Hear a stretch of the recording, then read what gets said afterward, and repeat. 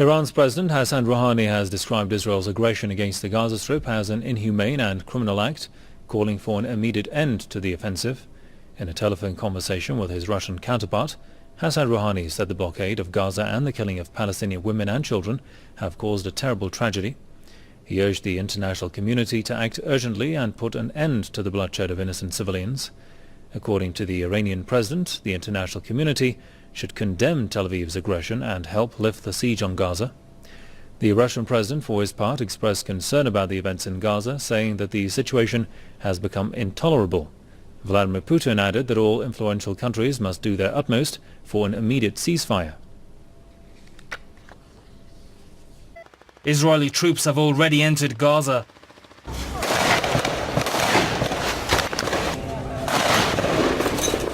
The UN school in the besieged Palestinian territory has been the latest target of Israeli forces. Several people died in the attack, many more injured. Israel has so far defied all international calls to end its disproportionate use of force against the besieged territory. Israel's Prime Minister Benjamin Netanyahu has said that Tel Aviv will push ahead with its offensive against Gaza. The Palestinians have been for many decades now persecuted to the point that they are treated as subhumans, that they have been bombed with white phosphorus. All of this is based on a Jewish supremacist Zionist ideology that effectively really makes the Palestinians nothing but dogs, less than dogs. And so every person on this planet who has ever felt the sting of injustice can relate on an intimate level with the Palestinian people. And ultimately, this is why the Palestinian cause is everybody's cause. They are being exploited by those among them, tolerated to be among them. They are almost powerless to resist them because they have weapons. They are an exploited population. And state such upside-down nonsense really will have no place in a sane society that humanity must create in order for us to avert a third world war and ultimately a potential nuclear annihilation. The facts are the facts, and the fact is that the Palestinian people have been treated as subhumans since before 1948 and the formation of the so-called Jewish state of Israel. The Jewish state of Israel was formed on the back of wiping hundreds of Palestinian villages off the map. The people of Palestine, including family members in my own family, were thrown out of that country, or of course they could have stayed and died if they chose to do that.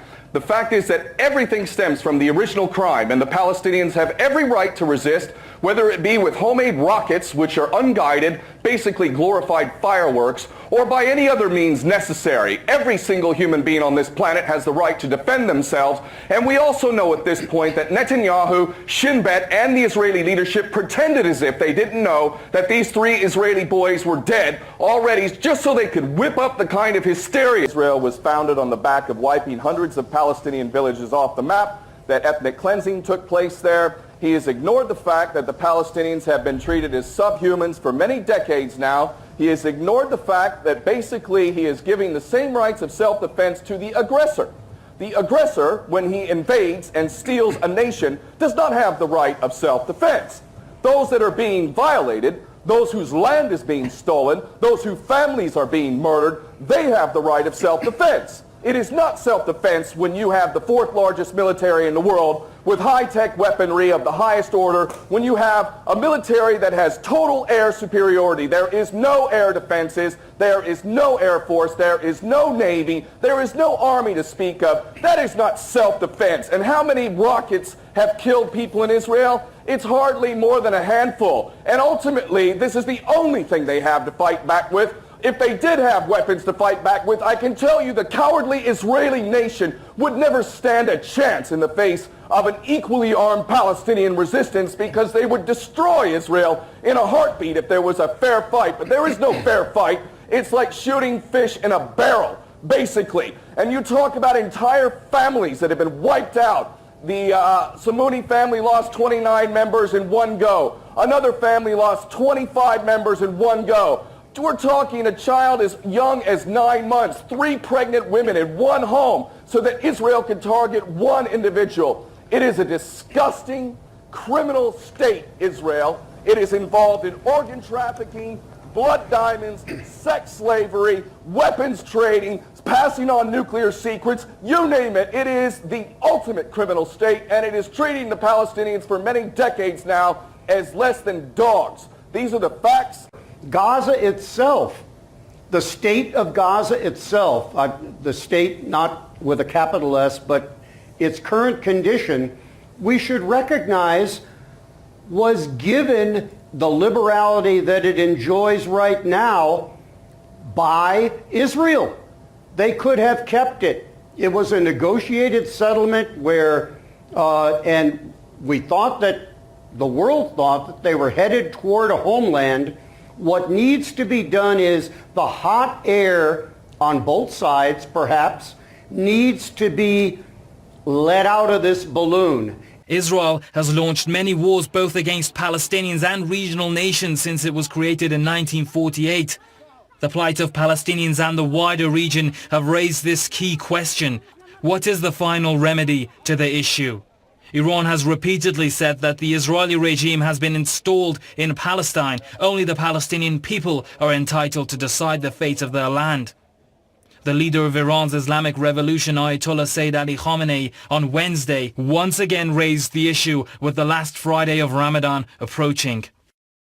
ما سازوکار عملی اون رو هم به دنیا ارائه کردیم. ما گفتیم این مردمی که در این جان متعلق به خود این جان از اینها یک نظرسنجی بشود، نظرخواهی بشود، یعنی یک رفراندومی انجام بگیره.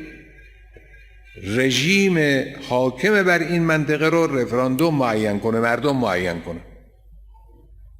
این معناش از بین رفتن رژیم صهیونیستی، یعنی این سازوکارش اینه. این رژیم علاجش جز از بین رفتن و نابود شدن نیست.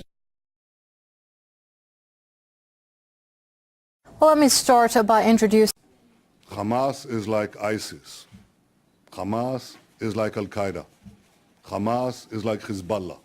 Hamas is like Boko Haram. And there are so many other of these Islamist groups that defy modernity, that reject pluralism, that reject respect of human rights, that use their own people as human shields, that attack indiscriminately civilians. This is part of a larger pattern. What grievance can we solve for Hamas? Their grievance is that we exist. They don't even want a two-state solution.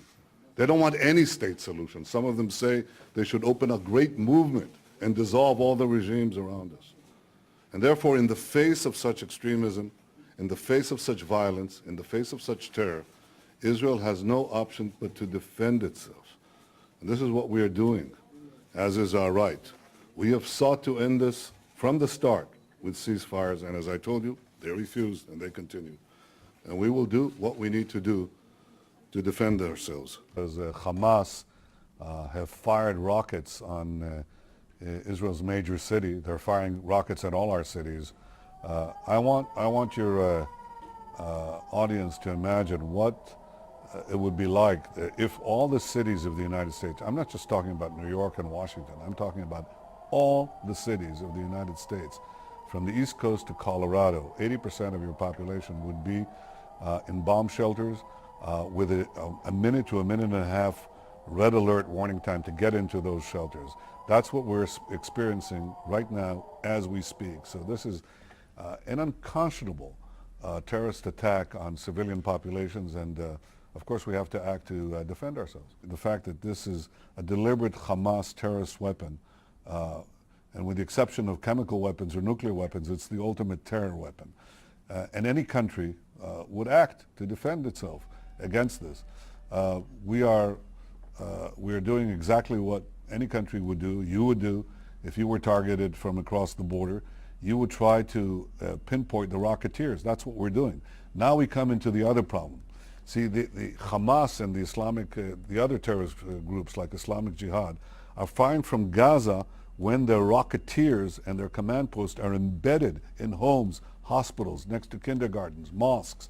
And so we're trying to operate to target them surgically.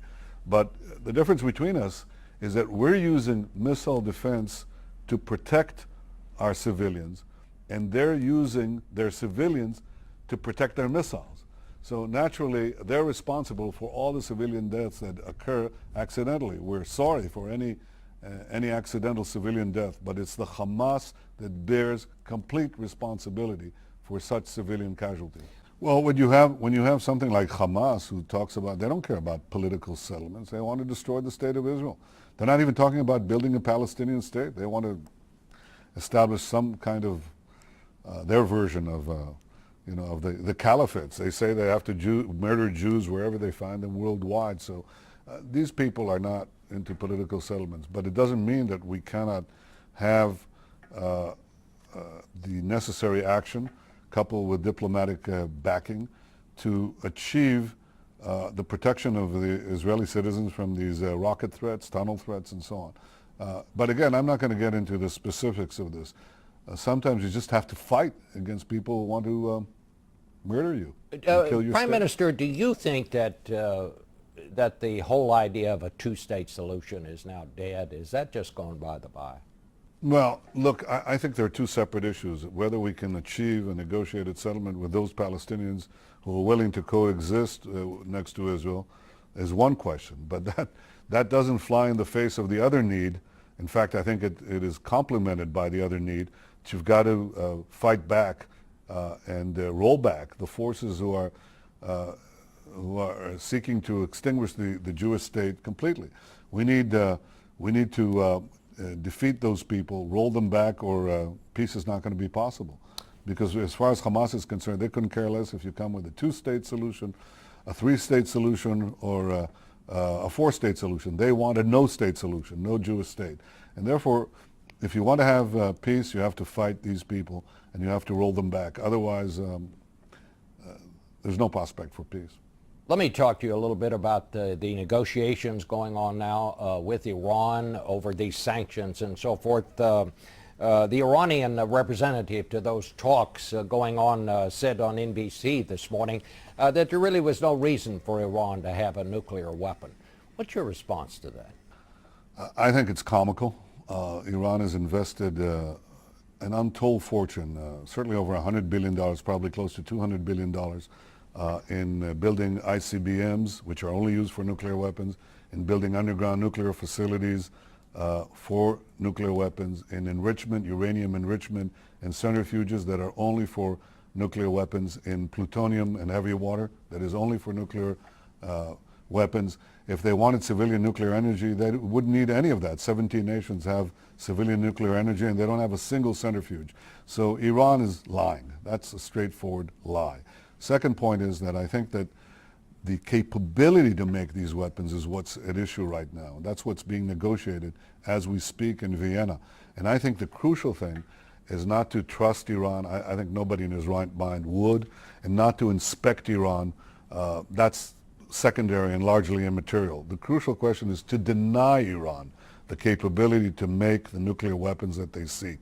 And that means taking the enriched nuclear material and the means to enrich it and to make a bomb, to take it out of Iran, just as it was done vis-a-vis the chemicals and the means to make chemical weapons out of Syria. That's the deal that should be done. Any other deal would be a bad deal, and it's much better to have no deal than a bad deal.